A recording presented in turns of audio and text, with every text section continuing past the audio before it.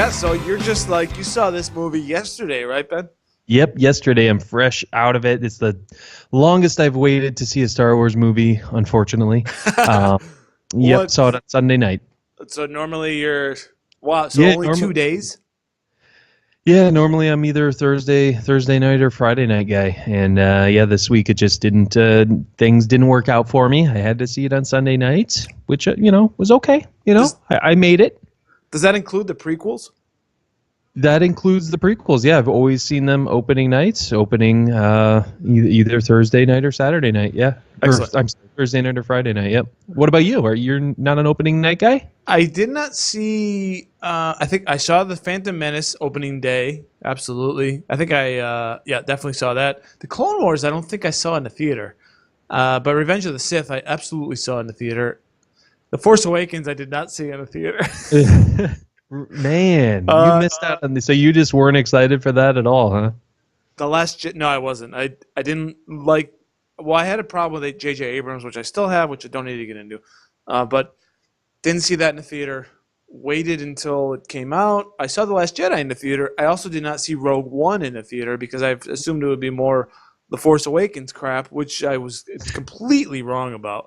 So I wish I had seen Rogue One in the theater because that's one of my absolute favorite movies.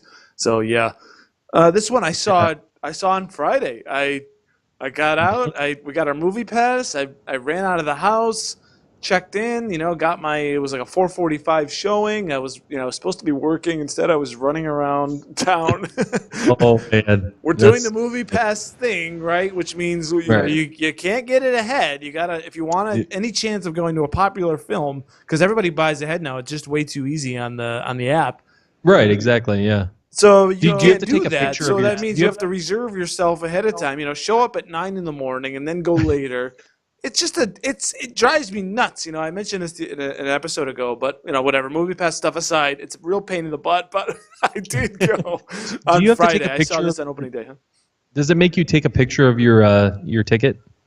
No, it doesn't. Is yours? Yeah, it makes me take a picture after I buy them. It's really annoying. What is the purpose of that? I don't know. I think because they load your card and then so they want to make sure you're not like using it to buy concessions, like buying, checking into a random movie you don't want to see and just buying concessions or something. I don't know. I don't know either. I mentioned this in our Deadpool episode. I'd like if they had some sort of a system which would allow you to do something ahead of time. And like I said, if you don't show up, you get penalized.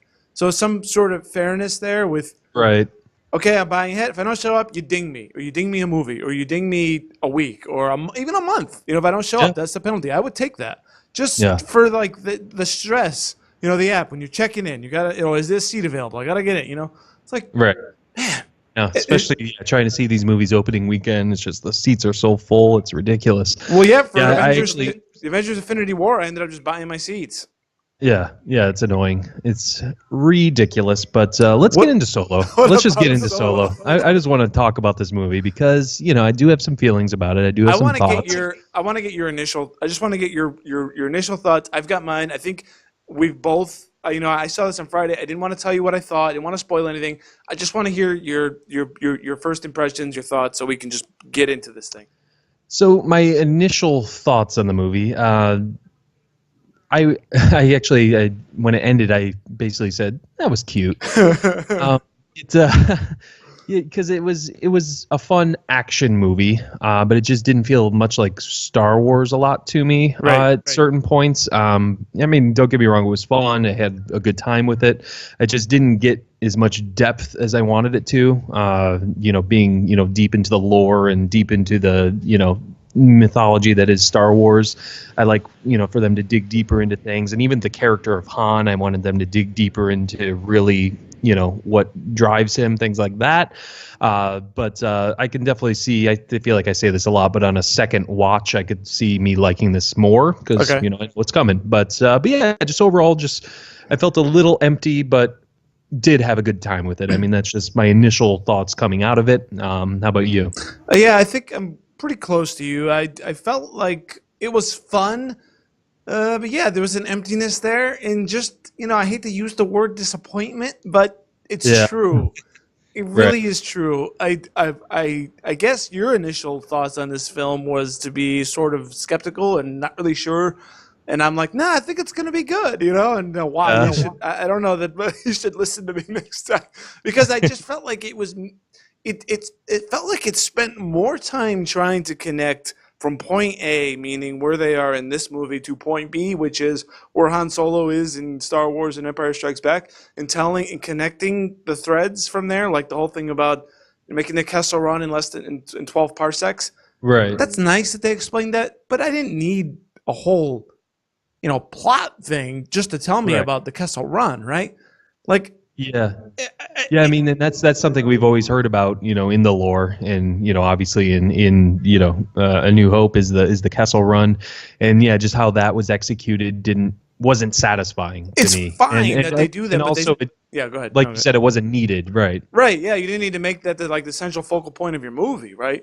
I mean, I guess you're basing it on. It's almost like a throwaway line you hear in the original trilogy. Here they are making a whole movie about it, which Right. I don't think George Lucas even cared at the time that what the scenario was, right? This wasn't integral to the guy's character. It's just saying it's a great ship. That's really just all he's saying.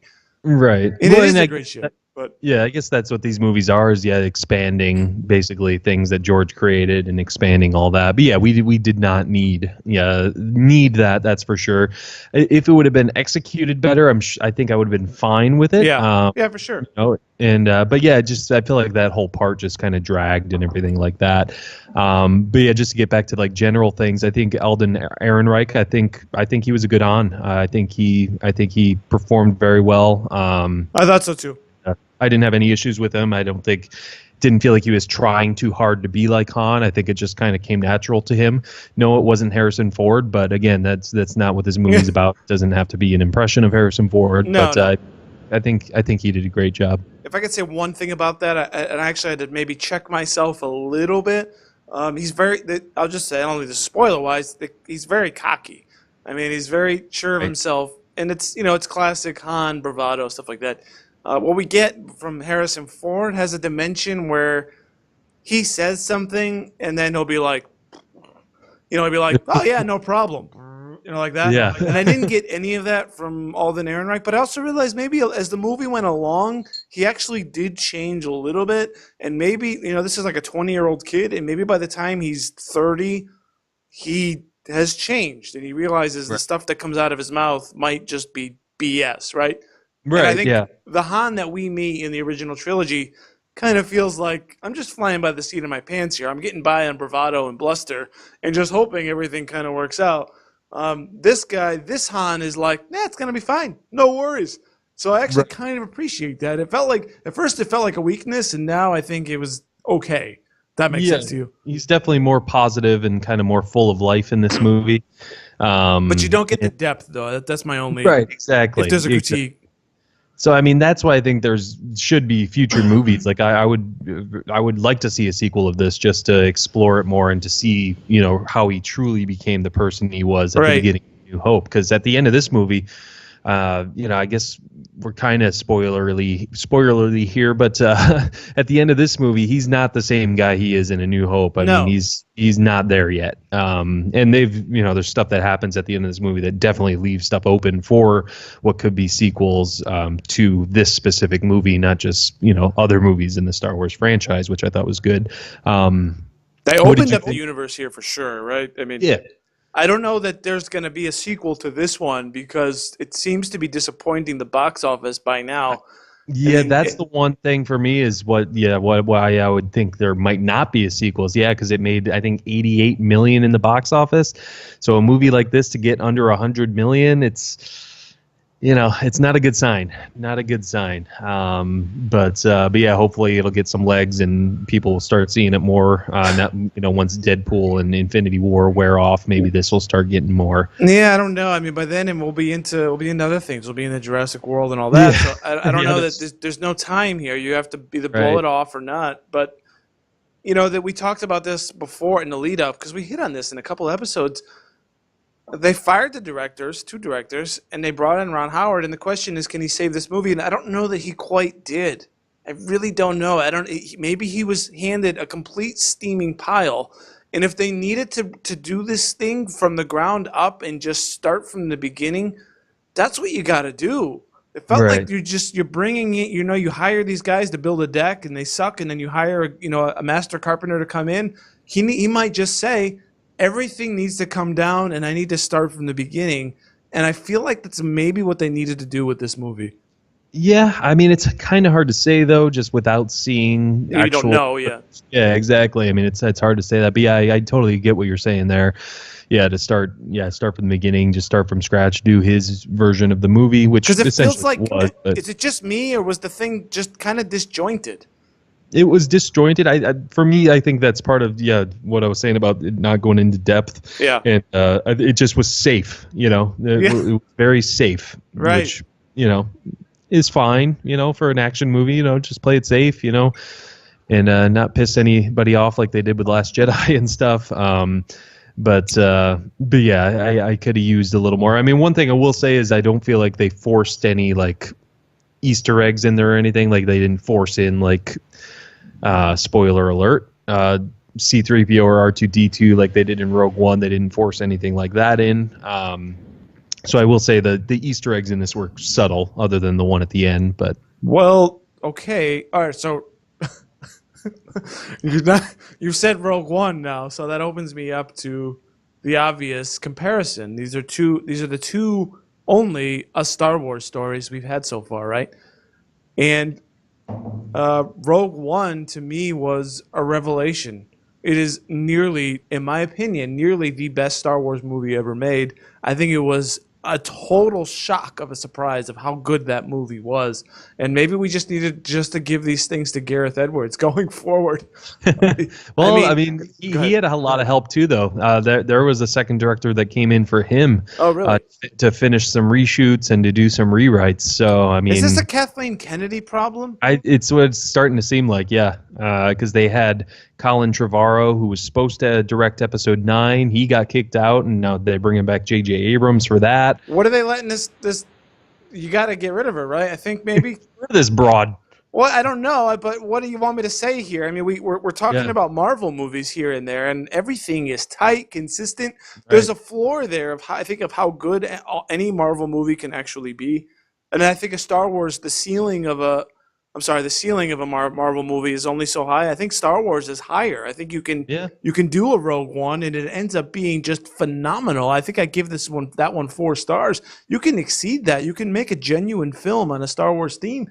But now it's like, there's no real direction, there's no real vision, there's no quality control here. I don't know what the point is. I don't know. Like, why did we even get this movie? It's not even absolutely clear. It's very true, and that's part of again it was just a safe movie, a familiar character. Let's just show a little bit of his background and have some fun with it. Oh, look, there's Chewie. Oh, look, there's the Millennium Falcon doing the Kessel Run. Oh, look, there's him winning the Millennium Falcon, and there's Lando, a young Lando. Like, and it's just it's just something that they thought was going to sell tickets and just to get money to get people part of the fandom again, but. But yeah, it's definitely an unneeded film. But I mean, that's beside unneeded. I feel like you just said it. Just that one word is like more like harsh than anything I've said so far. But I'm saying that, and it kind of sounds like I absolutely hated the movie, and I didn't either. Yeah. We know what can be, right? Right. Exactly. That's why it's frustrating. You're giving Han Solo. Right. You can't make a coherent, great film? I don't know here. I mean, this should be like your best one.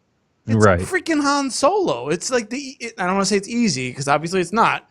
But, you've got a guy who's charming and, instantly likable, and I don't know. It's not all on Harrison Ford. I think Ehrenreich was fine, but... Yeah, and I think actually all of the Solo stuff was good. The building of the character was good, but just around him was failing. So we should talk about just a little bit other. Do we want to get into details here? Let's. So so overall, you enjoyed the film. You just felt like I liked it. I'm glad I saw it. I'm glad they made it. I love Star Wars. I love getting into the universe. I feel I don't think this is fanboy stuff. My critique, I really don't, because we saw Rogue One, I loved it, and it was nobody I cared about. Nobody, I didn't know any of these characters. They were all brand new, and maybe that's part of it. Maybe there's just too much pressure on characters that we know. But even so, I don't know. You still got to make a good product, right? Whatever the scenario is, I still liked it, and it was good. I just feel like it could have been better. And I feel like with someone like Ron Howard, I would have rather they done, I don't know, just start over, redo it. There's no rush here. Star Wars is a booming business. We don't need to be pumping something. If anything, you're almost getting the danger of saturation at some point. So less is more, but here, right? Yeah, exactly. Yeah, I mean it does say a lot about Star Wars that we enjoyed this film, yet we're still left disappointed because we know there could be so much more, and there can be so much more, and we know they're capable. So it's like it's a interesting little dilemma for us fans. Well, how about this? How about we typically do as movie critics? Let's treat this as a movie. Let's sort of walk through just performances here. So Alden Ehrenreich, good, right? Yeah, good. Not great though. Yeah, I mean, it was a solid performance. Is there a great performance in this film, Ben?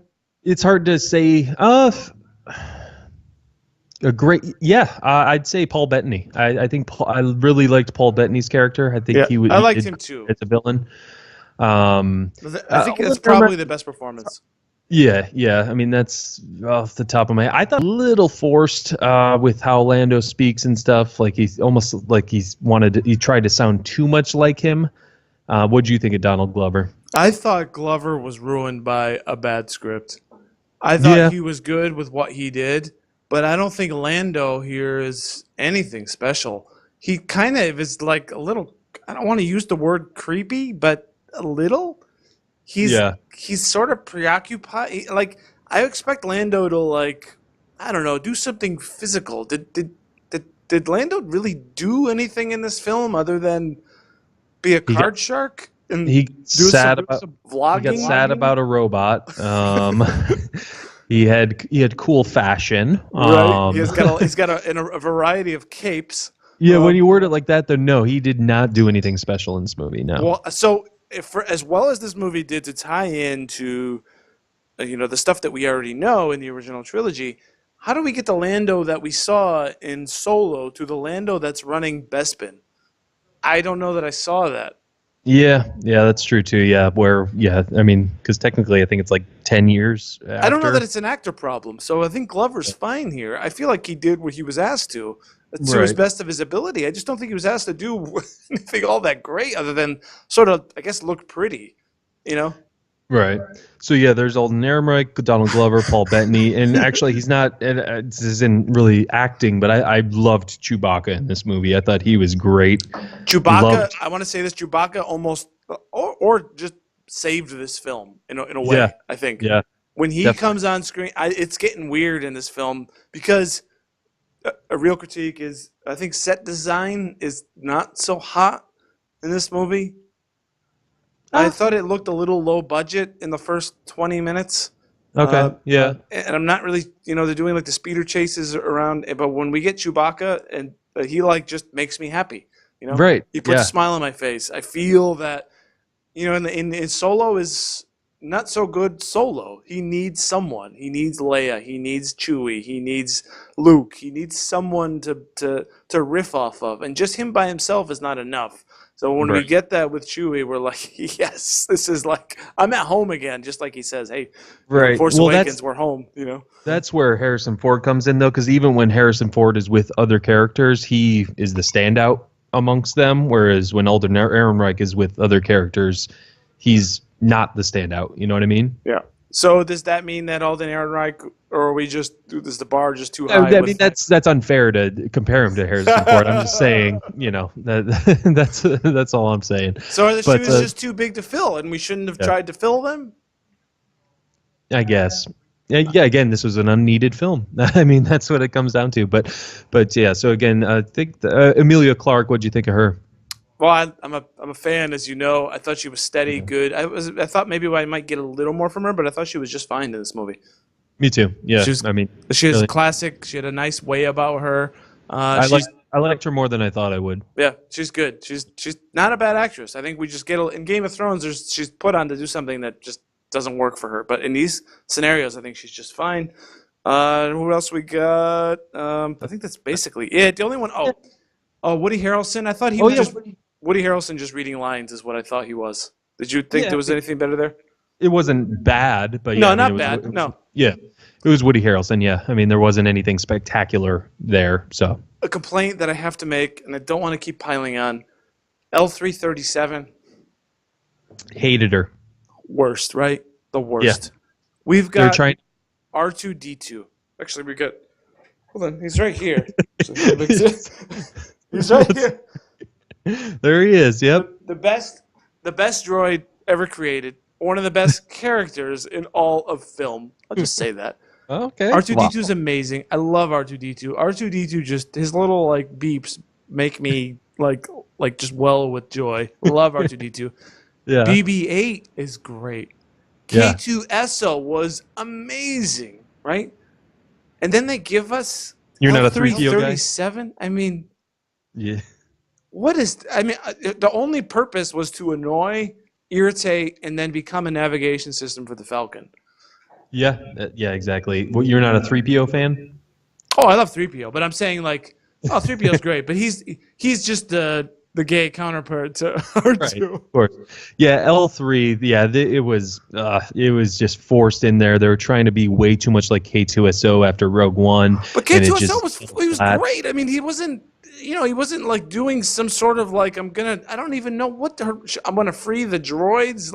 The whole political message with her was annoying and just trying to beat you over the head with it, and it was just like, come on, give me a break. This is a long time ago in a galaxy far, far away. It's not 2018 politics. Right, exactly. God. Thank you. I think we should start getting a little spoilers if we want to mention it. So we try to stay spoiler free up to this point. So if you haven't seen the movie, just pause this, go watch it, and come back. Yeah, we're also we're running up on our hard time here too as well. Yeah, where are we at? We're approaching 24 minutes, I think. Okay. All right, folks. Well, we're going to get through spoilers real quick. Dave is keeping us in line today. So yeah, spoilers. First of all, how Han got his name, hated. I'm trying to stay positive in the show, but I hated how Han got his name. How did you feel? Pretty lame, yeah. Well, yeah, he just gives him a, I don't know, but hold on. George Lucas gave him the name Han Solo, which means, he's a man who's by himself. He's George Lucas. He's not all that creative. He's just throwing this. I mean, that's really his fault here, and they're just trying to make the best of it. So actually, I don't have a problem with that. I know. That should just be his name, and it's more poetic that he is who he is. Is a guy that's just out for himself and everything. But yeah, for the Imperials, for the Empire. Oh, I see what you're saying. Yeah, he could have just been. That could have been handled. Even if it was done that way, he could have answered it in a different way. Not like I don't have a family. Be like, I'm myself. I'm solo, or something like that. That might have been. Wow, that was. I could have just tweaked that script, I guess. Yeah, there you go. I think next time they'll bring you in. Yeah, they should. But and then again, I liked how Chewie was introduced. I think that was great. I loved how he looked all muddy and stuff. He's amazing. No CGI. It was all a costume, right? Yep, exactly. So yeah, that was awesome. What other spoilers you want to talk about, my friend? Well, I think the biggest one, what I think most people are talking about, is the end, right? We got Kira, who is what's her name, Emilia Clarke. She decides, since we're into spoilers, she decides she doesn't care all that much about Han, and she's going to go do her own thing, or maybe she's too far gone, and Han is a good guy, and I don't want to corrupt him. That's another issue I had, was just it wasn't clear what her motives were and like what was happening there even. Like, so you think it was she's basically doesn't care about him? No, I think it. Well, no, I think the reality is too. I think she does care about him, and it's safer for her to stay in that world. And she's so far in. I think that's the better answer. She's so far in deep that, she's going to escape with Han. There probably is no escape, and they're going to find her, which will endanger him. So she just stays on that path. But she just wanted to kill the Paul Bettany character, just so she's not doing what he wants. So then this big spoiler here is she then points to her, or she connects to her new boss, who is Darth Maul. Yep. Man, Wow.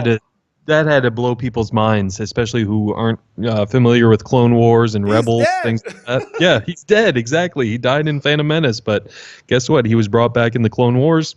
So yeah, that was super epic. I was very excited to see him, and then it was cool how they did that, and that's why I think there's definitely going to be some sort of sequel, whether it's a total spin-off of this movie or it's a direct sequel to this movie.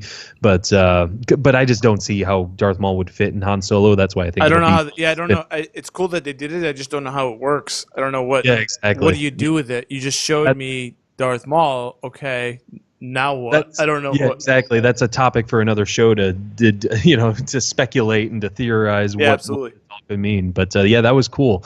In Yeah, general, I still like this movie. I had fun with it. I hate to say, and I think that's okay. That I expect more. I don't. For a franchise that we both love and grew up with, I don't think it's wrong for us to say bad things, not bad things, but to be critical. I don't think yeah, that's, exactly. Yeah. yeah, Yeah, no, I think it's fair, and yeah, we just wanted a little more, and we know they're capable of more. So that the fact that they, kind of just left this very safe, and it's a little disappointing. But and also one more performance I have to say that I really enjoyed was John Favreau as oh that yeah, Rodeo, whatever his name was. yeah, I yeah. enjoyed that character a lot. I think he was fun. I know John Favreau's voice anywhere. I can I pick know. out that man's voice. He's in a Seinfeld episode as a clown, as Eric the Yes. clown, Yep. Yep. and his voice in that. I'm like, that's John. I remember seeing years ago. I'm like, that's John Favreau. Yeah, he's definitely got a distinct voice. So yeah, Yeah. that's just another No, character he's that great. He's great. I love the fact that he makes these little appearances here and there. I'm a huge fan of John Favreau. definitely. Me too. Wait, do you Yeah, want to talk rating here? I don't know. Did you write one down? I don't really have one off the top yeah, of my I head. mean, I have a rating. Go Yeah, ahead. I mean, that's come on, Dave. We do reviews and we Okay. have ratings for everything. I get this 2.5 stars and three buckets of popcorn. Some of the parts dragged a little for me. That's why I lessened the entertainment value a little. Three might be a little harsh for popcorn wise, but 2.5, three buckets of popcorn. Fun film, fun action film, not quite a Star Wars film, and just yeah, it was lacking in the writing and the execution of everything. So 2.5 stars. I think I I'm think right I'm with you right on with two you and a on two and a half, half, and and maybe just maybe a just a half a bit half a more bit on more. popcorn. Say 3.5 because the parts that I liked, I really did like. Yeah, It wasn't even the entertainment that I didn't mind. It was just the lack of a cohesion in the movie and just a real vision of why am I watching this? What is my right. point? What is the purpose of this movie? And it felt like the only purpose of this movie was to answer some unanswered questions from the original trilogy, which is not necessary. Yeah, exactly. Yeah, we didn't know. Yeah, we didn't need to know a lot of it. So again, we did not need this movie, I mean, but we we already got. know that Han Solo is a conflicted good guy and a good guy that doesn't believe he's a good Right. guy. We Yeah. know this already. Yeah, and it's like, so explain why. Well, they don't in this movie. They don't They explain still why. don't. Yeah. Exactly. So, but it Uh, is what it is. I love Star Wars. I love the lore of it, and like being, I like diving into the world. But again, a little Absolutely. disappointed. So, Well, guys, that's all the time we have for today. We are going to move on, but I hope you guys really enjoyed this solo review. We're going to throw this up as soon as we can. We're going to come up. We're trying to keep everything, kind of topical, right, Ben? Keeping up with movies that are in the theaters, and sometimes that means we connect remotely, and we got crazy schedules and all that. It's not always easy to get into the official Blockbuster Studios or right. Blockbuster Mentality Studios. Exactly. Ooh, I like that. That's good stuff. Be sure to follow us on Twitter at BlockbusterCast. I am at BCCord. I'm at Dave_Quist. And yeah, that's all I got. Follow us on YouTube, iTunes, all that. Give us reviews. Just be interactive. We want to hear from you guys, and we Yeah, want to have absolutely. conversations.